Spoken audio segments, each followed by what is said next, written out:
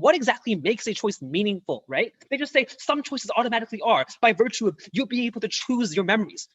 Now, but despite the fact that he never justified why choosing memories makes choices good, the second thing I would note is that you do not choose the memories that you retain, right? It is not a choice of, oh, I just want to hold on to this and therefore I will hold on to it for the rest of our life. Like, if this was the case, then like Alzheimer's wouldn't be a thing, that memory loss wouldn't be a thing. It is unclear how exactly automatically by virtue of choosing you can retain every memory you want. And the simple like reason why we know this is the case is if some people wanted to retain every memory in their life, they would be unable to do so, right?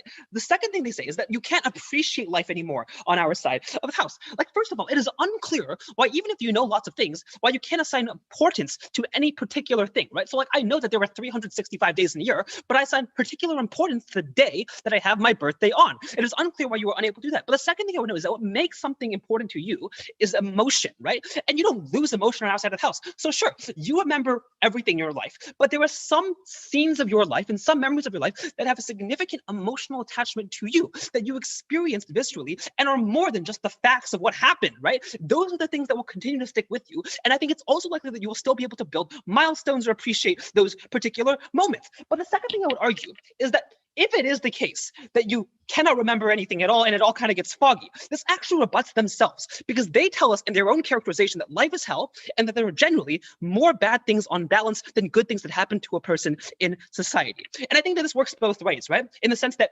on their side of the house, maybe you'll be able to relive good memories very well, but it also means that on balance, that when you have horrible memories, which they say you are probabilistically more likely to have, that you're also going to be reliving them significantly more. Why does their own analysis actually then destroy their case? They tell us that on our side, you are forced to relive deeply traumatic memories. I would argue that is not the case per their own analysis, which is if you have significantly more memories of every single thing that has ever happened to you, then any individual memory means significantly less. And if they say that most of these memories are those of pain and suffering, then those now be washed out in the vast majority of cases and become a little bit more moderate and median. So that's actually a good thing in terms of reducing that. The second thing I would argue is that the absolute ability to recall a scene is not what makes something traumatic to you. It is the emotions tied to it, right? And the reason why we know this is like, if you ask soldiers about the PTSD they experienced during war, they don't have like, it's not about like a particular scene. It's often the trauma of fear in and of itself, and often those visceral emotions that they themselves say are subconscious, right?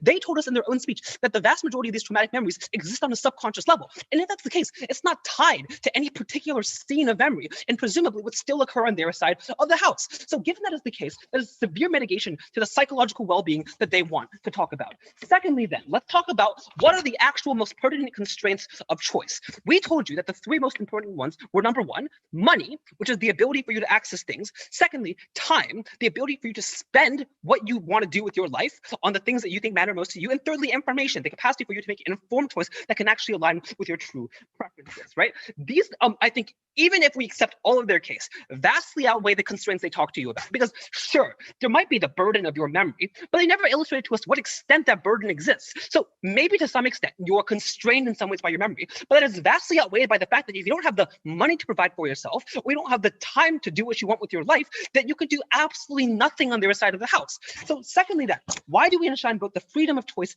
and information of choice?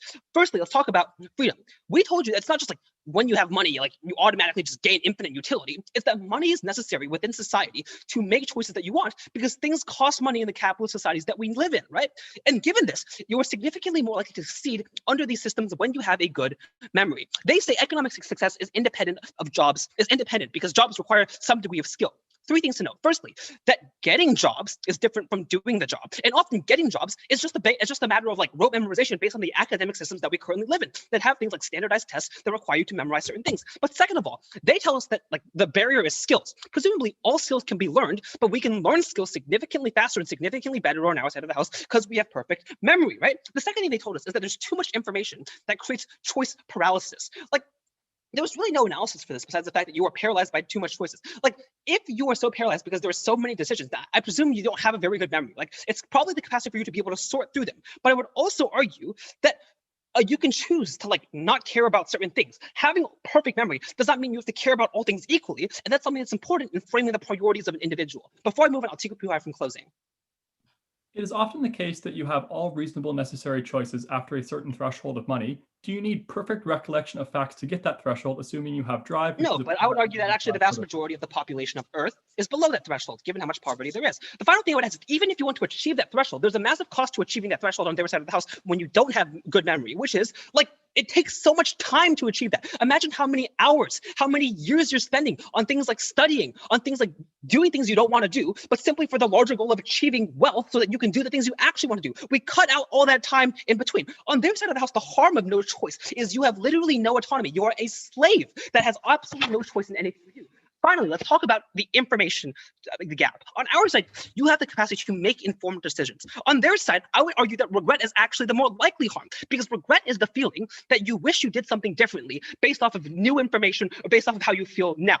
That is presumably far more likely on their side of the house when people cannot remember things and make decisions based off of inadequate or incomplete information or recollections. On our side, that's significantly less likely because people know they had all the information that they could have had at the time and came to the best decision. The final thing is the harm of making uninformed decisions or that you backfire in terms of your own preferences and it limits your future choices. Because if you don't do the right thing, if you make a wrong choice, elect the wrong president, it has massive impacts on your own life and your own well-being. For all those reasons, we're very proud to propose.